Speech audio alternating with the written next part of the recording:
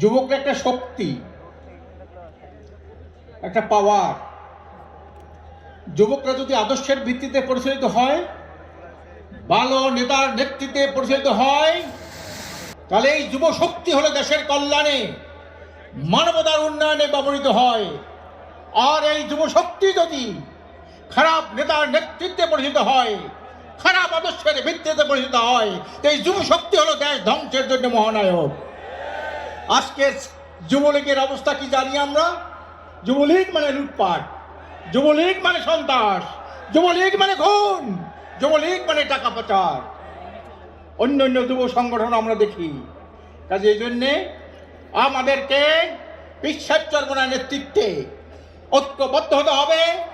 সাহাবায়ে কেরামের নমুনায় একটি স্মারক বের করেছে।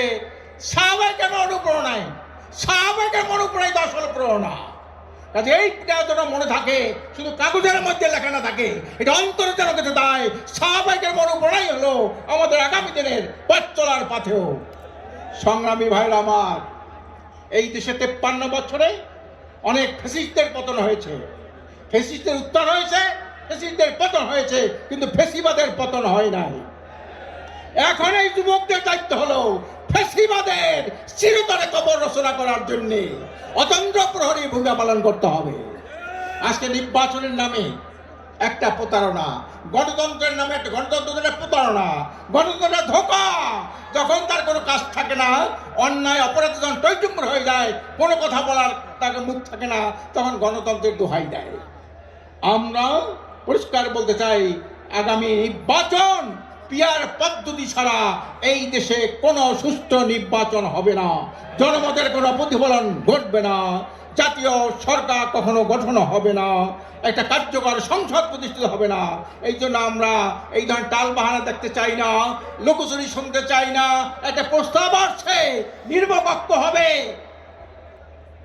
সাধারণ নির্বাচন আর উচ্চকক্ষ হবে পিয়ার পদ্ধতি। এই লুকোচুরি করতে চাই না।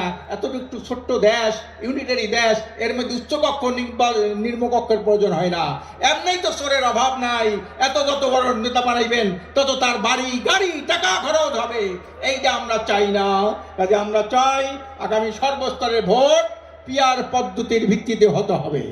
পিয়ার পদ্ধতি যদি না হয়, সারা বিশ্বে 91টা দেশের মধ্যে পিয়ার পদ্ধতি আছে।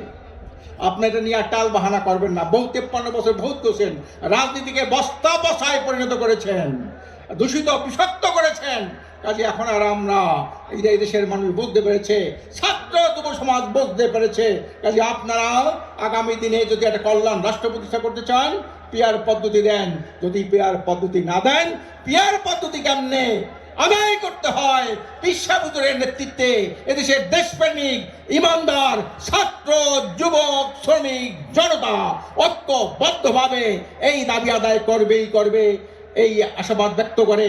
আর যুবকদেরকে গ্রামে গঞ্জে সর্বত্র এই দুর্গ গড়ে তোলার জন্যে, পিয়ার পদ্ধতি বাস্তবায়নের জন্যে, দুর্গ গড়ে তোলার জন্যে উদাত্ত আহ্বান জানিয়ে আমি আমার বক্তব্য শেষ করছি। অমা তৌফিকি ইল্লা বিল্লাহ।